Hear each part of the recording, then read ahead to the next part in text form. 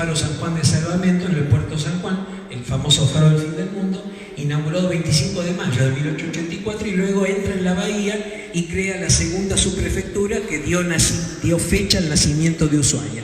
No vino a fundar en la ciudad, vino a crear una subprefectura que era un lugar para asistir precisamente a los navegantes que iban camino a la Antártida en las distintas exploraciones científicas. Entonces, a partir de 1884 ya comienza a construirse en madera y chapa. Tiene una justificación la arquitectura de esa época porque prácticamente los barcos eran barcos a vela, entonces no podían traer ladrillo, cemento, digamos, materiales pesados. Por lo tanto, cuando llega la celda venían con madera y chapa de Buenos Aires, después directamente se instala el primer aserradero en lo que hoy es el Parque Nacional, luego se traslada al antiguo presidio y la madera se empezó a utilizar la madera de leña. Ushuaia era todo un bosque que llegaba hasta la costa. El primer desbosque que se hizo en lo que es el casco histórico, ¿no es cierto? Esta es una foto sacada desde el muelle. Esta fue la primera casa del gobierno, que era como una C, hoy está el Hotel Albatros, ahí frente al puerto. Era como una barraca, era un edificio bastante feo que irónicamente los pobladores le llamaban el Cabildo. Se incendió en 1920 y fue reemplazado por la segunda casa de gobierno, que parte del Museo del Fin del Mundo. Por lo tanto, es una arquitectura que yo llamo de carpintero. Prácticamente se hacía sin planos, salvo lo que fue la casa de gobierno.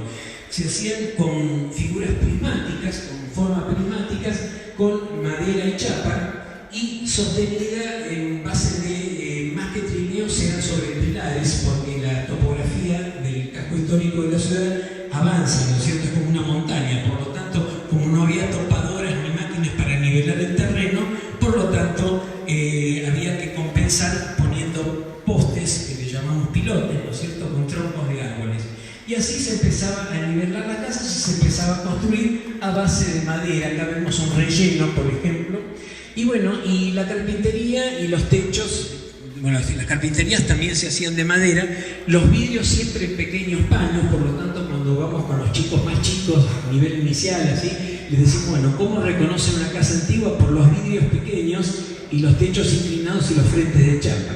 No podían traer de Buenos Aires vidrios grandes o de Punta Arenas porque llegaban rotos, porque los barcos se movían mucho, los barcos a vela, por lo tanto tampoco hay viviendas con techo de tejas.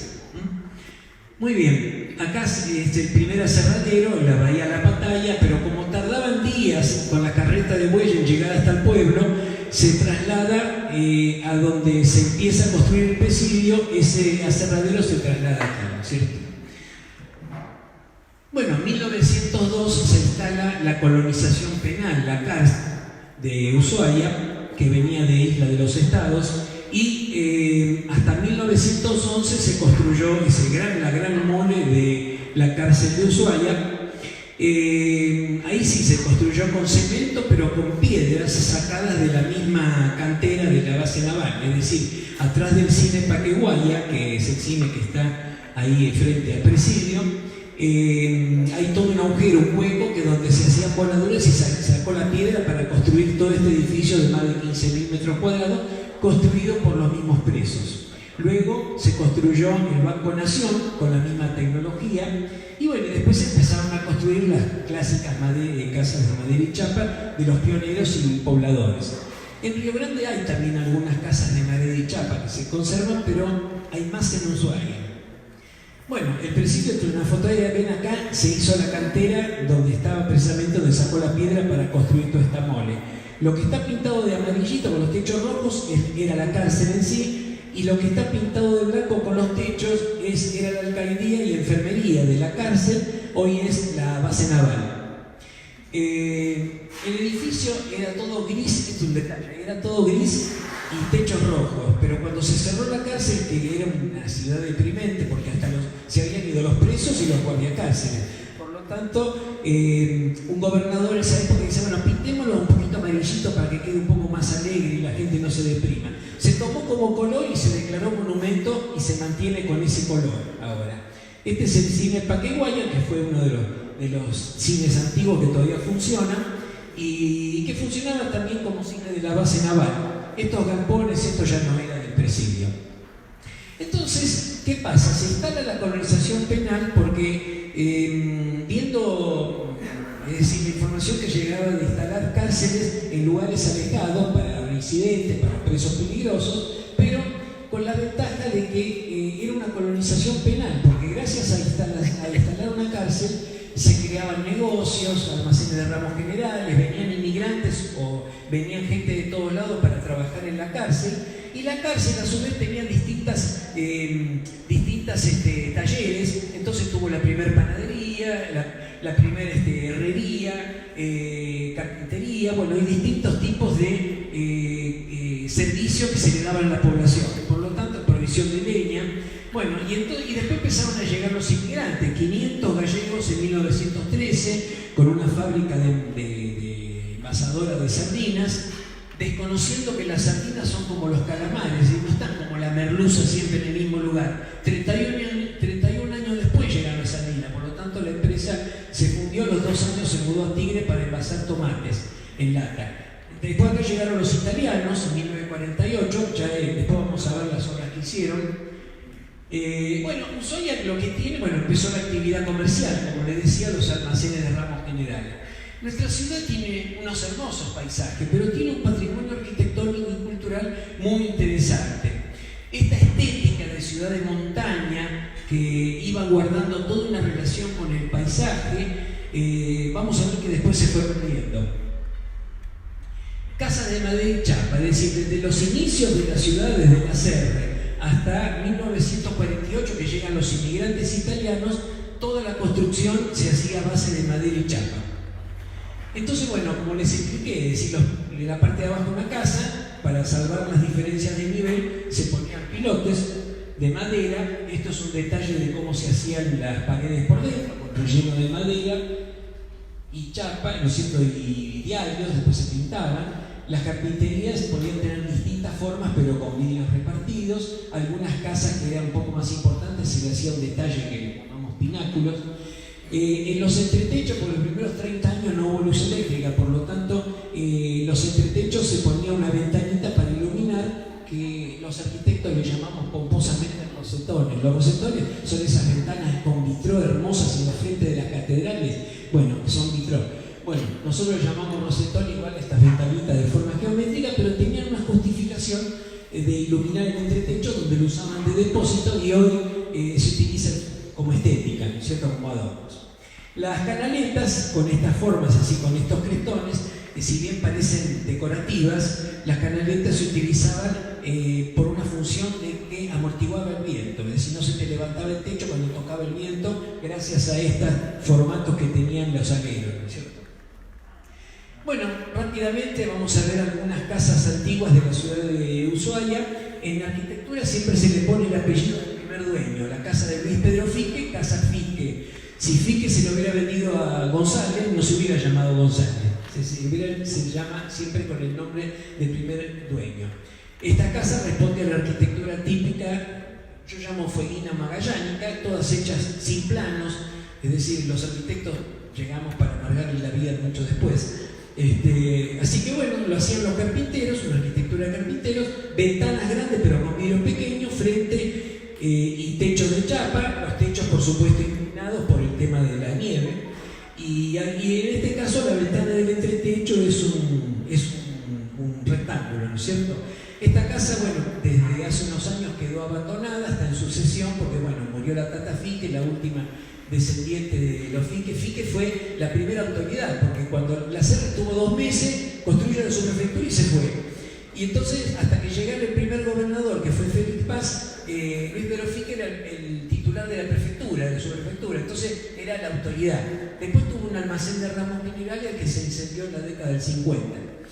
Bueno, también es una construcción que hoy es restaurante Volver. Está en la entrada de la ciudad, por la costa, puede que alguno lo conozca, tiene un letrero con una centolla muy grande por acá. Es un chef muy conocido, Nino Aldillón. Fíjense la ampliación, que ya no tienen los vidrios pequeños, se nota que esta parte es más nueva que la parte original. Fue la casa que perteneció a Ramón Cortés, que fue el primer jefe de policía y fue gobernador en 1902, un año también. Casado con la primer maestra mujer, María Sánchez de Caballero. Bueno, acá tenemos la antigua casa 1920, rápidamente la ampliaron y abajo funcionaba como casa de gobierno y arriba como residencia del familiar del gobernador, que cada 3 años designaban uno distinto. Y bueno, y funcionó hasta 1976, que se inauguró la actual casa de gobierno. La casa de la familia Beba es un ejemplo de lo que yo les decía. Hoy pertenece a la municipalidad porque donde estaba originalmente se instaló la agencia Renault. La familia Beba le vende la Renault a Carletti, que son de Río Grande y se instalaron también en Ushuaia, y entonces la casa se la donan a la municipalidad y es un centro cultural, están todas las postales, bueno, son una de las casas más visitadas. En 1948 se da una política nacional de poblamiento de las zonas de frontera utilizando recursos naturales. Por lo tanto, el gobierno nacional, en ese momento era el primer gobierno de Perón, contratan a una empresa que se llamó la empresa de Carlos Borsari, que era una empresa de Bolonia, y llegaron en 2 barcos 2.000 italianos, que a diferencia de los italianos que llegaban a todo el país, que eran agropecuarios, es decir, hacían tareas agropecuarias, en este caso eran constructores, es decir, vinieron a construir barrios de vivienda. Este fue el primer barrio, Villaggio Vecchio le llamaban, es el barrio Solier. Luego el barrio Brown, hicieron la primera usina hidroeléctrica. Esto fue de avanzada, fue una usina que funcionó algunos años, desde 1952, funcionó acá, tenemos un interior, funcionaba en la entrada de la ciudad con generación hidráulica, ¿no es cierto?, del río Libia. Por lo tanto, para esa fecha era realmente de avanzada, una usina utilizando un recurso renovable como el agua. Bueno, acá es parte del barrio de los italianos, y acá cuando llegaba el barco, han hecho también el matadero municipal, el murallón, hicieron también bueno, barrios de vivienda, como les decía, el frigorífico. Bueno, han hecho innumerables obras, y después algunos se quedaron y algunos se dedicaron a actividad comercial y otros siguieron construyendo como empleados de la base. Ahí se empezó a construir ya el material, ya ahí se dejó de construir la madera y se empezó a utilizar ya bloques, ladrillos, cemento, y así empiezan todas estas construcciones que son de la década de 50 en adelante, como decíamos, hasta 1980 prácticamente. Y entonces, bueno, tenemos el Correo, la segunda iglesia católica en 1949, la primera usina de la base naval, la casa de gobierno en 1976, el Hotel Albatro, que estaba donde estuvo la primera casa de gobierno, ahí frente al puerto. Ya son construcciones que le llamamos los arquitectos tradicionales, con sistemas tradicionales. Luego viene la construcción industrial, porque de acuerdo a la ley de promoción industrial, que fue del año 72, no es que en el 73 ya se llenó de fábricas Río Grande y Ushuaia. Recién en 1980 se empiezan a instalar las fábricas, y por supuesto empiezan a llegar legiones de migrantes de distintas provincias para trabajar en las fábricas. Entonces, bueno, se empiezan a construir fábricas en Río Grande y Ushuaia, en este caso muestro 2 de Ushuaia, pero empieza, como estamos en Argentina, muchas leyes no se cumplen en la totalidad. Por lo tanto, las fábricas que tenían que generar barrios de vivienda para sus empleados no lo hicieron. Entonces la gente venía y se instalaba donde podía. Encontraban un terreno libre y se intrusaban o se metían porque no había solución. Entonces tenemos casas en barrios industriales. Hemos tenido, por ejemplo, una fábrica que se llamaba Sulfaníquel, que era recontra contaminante, y más o menos cada 3 meses había que desocupar todo el barrio porque había pérdida de gas, porque ellos envasaban gas acetileno, bueno, todos elementos gasíferos contaminantes. Entonces, como estaban en el barrio industrial, se había hecho un barrio mixto, es decir, de casas y fábricas, lo que no está recomendado, por supuesto. Bueno, entonces no solamente se construyen las fábricas, lógicamente han traído un gran desarrollo. Recuerdo, esto no quiero extenderme mucho, pero yo antes de 1980, en la década de 70 vivía en Río Gallegos, era gerente de una empresa, y cuando fue el conflicto con Chile, nos tocó, vino Fuerza Aérea y eligieron unas empresas. Tuvimos que construir un refugio de aviones de combate al lado de la pista de Río Gallegos. O sea, cuando usted aterriza en Río Gallegos hay unas ondulaciones, bueno, abajo están unos hangares tapados con tierra, hechos con hormigón de resistencia 3000 a prueba de bombas, que después se utilizó para Correcaminas. Bueno, esto fue en el 78 y el pliego de licitación decía, todos los empleados tienen que ser argentinos. Y nosotros de 380 empleados teníamos solamente un argentino que era un tal Aguirre, que era el capataz. Por lo tanto eran todos chilenos lo que hicieron el refugio de antiaéreo por si Chile atacaba. Así que estaban los militares apuntándolos todo el tiempo y ellos terminando la obra rápido, porque para que no hicieran sabotaje, ¿no es cierto? Bueno, no había, hizo este ejemplo, vuelvo a la de desarrollo industrial, porque gracias a las fábricas y todo lo que generó, se pobló de argentinos toda esta zona, sobre todo Tierra del Fuego. Esto fue muy importante, también como para, tener un poblamiento, digamos, y un desarrollo importante. Pero se daba una dualidad, es decir, como hablábamos, barrios totalmente espontáneos, con arquitectura de autoconstrucción. Surgen las casas alpinas, digamos, esas construcciones eran tipo autoconstrucción, la misma gente lo hacía en terrenos que no tenían servicios. Después la municipalidad, siempre atrás de los problemas, iba regulando de a poco, instalando servicios, y por el otro lado, comercios, casas importantes que era de la gente ya establecida, y terrenos, por supuesto, que estaban ya con servicios y con todo. Como se empieza a hacer gran poblamiento, empiezan a surgir las obras públicas, digamos 1980-2010 más o menos, que tomo como ejemplo, porque empiezan a surgir los grandes barrios de vivienda a través del Instituto de Vivienda, pero como que había que satisfacer rápidamente, las demandas de habitabilidad de la población. Recordemos que, por ejemplo, Tierra del Fuego tuvo en las décadas del 70 y 80 el récord nacional de crecimiento. Cada 10 años se hacía el censo y los crecimientos eran aproximadamente de 156-160%, crecía la población. Por lo tanto, éramos récord nacional de crecimiento, Tierra del Fuego. Y entonces surgen los grandes barrios de vivienda industrializados o semi-industrializados. Algunos más tradicionales, y otros, ya directamente están las 1000 viviendas, que llegaron 500 para Ushuaia, 500 para Río Grande, finlandesas. Esto, es un barrio que habían hecho la CGT en su momento, a la entrada de la ciudad, 640 viviendas, las 245 viviendas no son muy originales. Es decir, la cantidad de viviendas generó el barrio. Es decir, yo en un gallego vivía en las 40 viviendas. ¿Qué va a hacer? Después acá, las 60 viviendas, las 640, todo así con nombres. Después, números. Entonces empieza todo esto, ¿y qué pasa? Como no hay políticas de Estado más o menos continuas a nivel nacional, venía un secretario de vivienda, supongamos en los 80, decía, hay que hacer todo prefabricado. Entonces todas las empresas constructoras ensayaban su prototipo para hacer vivienda prefabricada, porque si no, no ganabas una licitación. Después venía el otro secretario de vivienda 4 años después y decía, hay que hacer todo con paisaje, con ladrillo, una cosa. Entonces había que cambiar todo de vuelta. Esta es la época de las prefabricadas y venían visitantes y decían, esto es un cementerio de prefabricadas, porque es cierto, eran distintas procedencias de distintos países y en un lugar que había sido antes una aldea de madera y chapa, ¿no es cierto?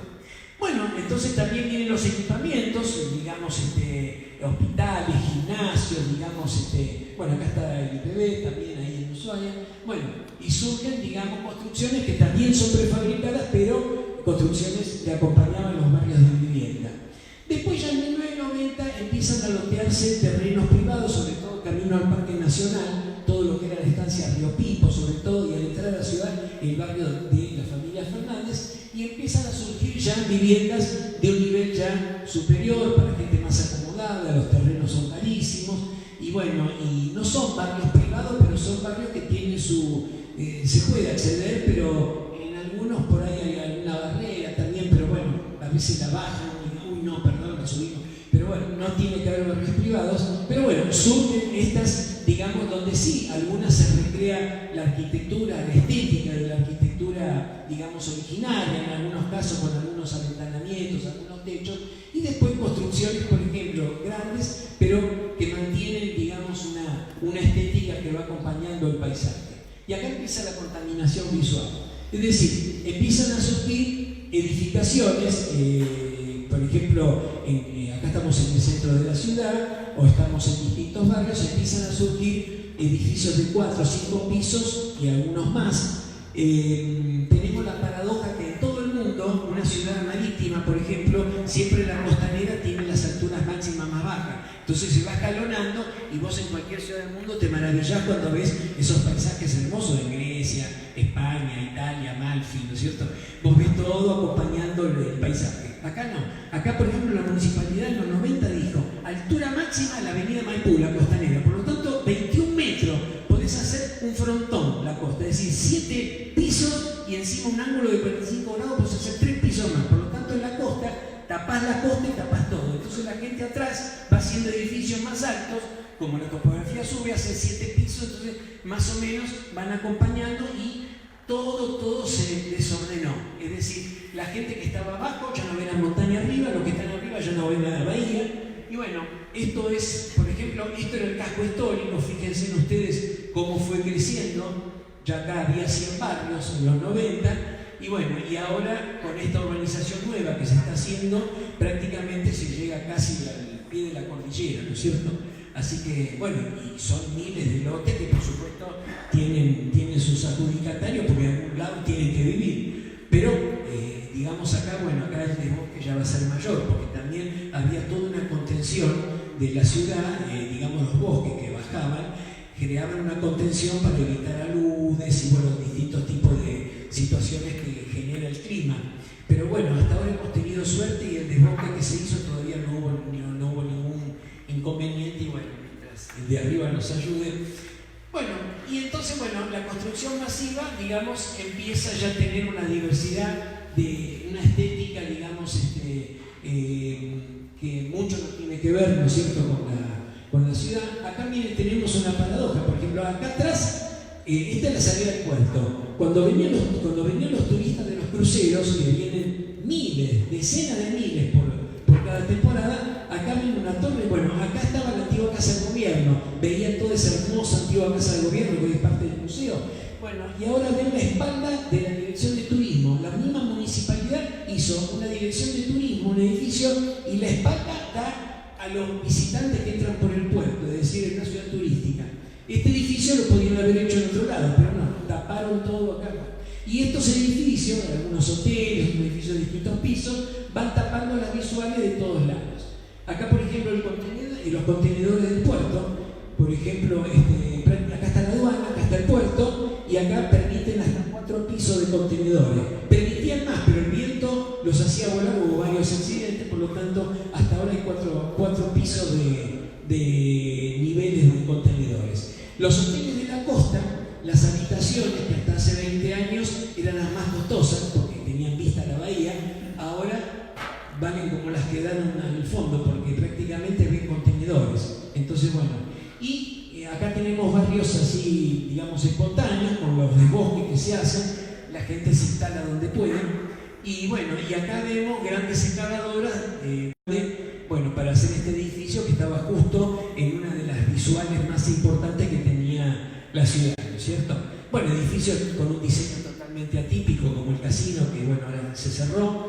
Y bueno, esto genera, digamos, una pérdida de la identidad y la calidad ambiental, porque el ambiente, nosotros los arquitectos también contribuimos porque cambiamos el ambiente, para bien o para mal. Es decir, yo que estoy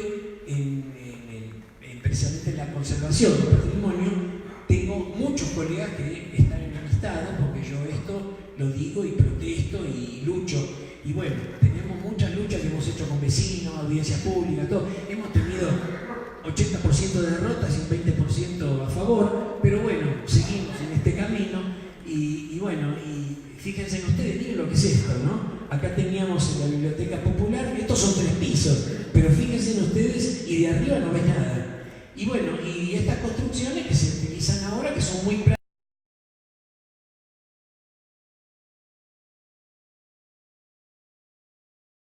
Y la debacle se da en el centro. Tenemos el puerto, los camiones con los contenedores, tenemos las salidas de los buses de turismo, tenemos los hoteles y tenemos escuelas, edificios públicos, es decir, todo lo tenemos en 10 cuadras a la redonda. Por lo tanto, es un caótico en todo momento. Bueno, ante esta situación nosotros, es decir, vamos desde los más chicos hasta los adultos y bueno, generamos en los establecimientos, a veces vamos al hogar de día, con los viejos también, es decir, hemos dado charlas también con la asociación de taxis, de choferes de taxi, porque por ejemplo dice, bueno, nosotros no somos guía de turismo, pero estamos llevando a un turista y por ejemplo le dice, ¿qué es? Nosotros tenemos que saber, por lo menos, bueno, está en la casa de fulano de tal, o aquí funcionó la aduana, bueno. Entonces un poco, digamos, esto, estamos hace más de 20 años desde el museo recorriendo, digamos, y enseñando, sobre todo porque todos hemos venido de otro lado. Es decir, los que estaban acá ya no están. Entonces todos los antiguos pobladores, los pioneros también. Y todos los días van llegando nuevos vecinos. Por lo tanto, lo que estamos haciendo nosotros es un conocimiento de la historia, un tratar de forjar una identidad que va a ser pluricultural, de acuerdo a dónde hemos venido nosotros y los países limítrofes. Entonces, por ejemplo, bueno, será la identidad, esa diversidad, la identidad nueva que tenemos que ir creando en nuestra generación para legarle a las generaciones futuras. Y sobre todo, una autocrítica que yo hago como arquitecto es, por ejemplo, que no contaminemos visualmente más la ciudad, porque las ciudades también tienen que ser habitables y uno tiene que disfrutar la ciudad, no padecer, ¿cierto? Bueno, esto era más o menos, resumí bastante.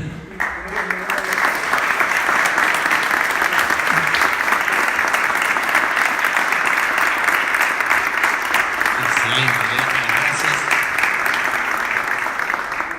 al arquitecto Lupiano, muy ilustrativa toda la charla. Invitamos a Mauro, que